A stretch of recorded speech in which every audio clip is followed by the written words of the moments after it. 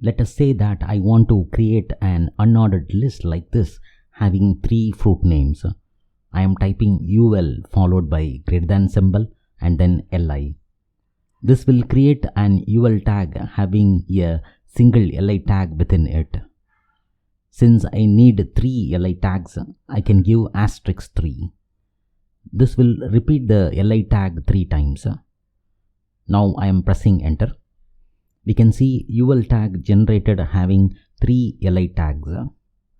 Notice that the cursor is directly placed in between the first LI tag. I am typing the first fruit name and then pressing tab key. We can see the cursor is now placed between the second LI tag. Then I am typing the second fruit name and then pressing tab key. Now I am typing the third fruit name. We can see how quickly we can complete this without using a mouse or touchpad.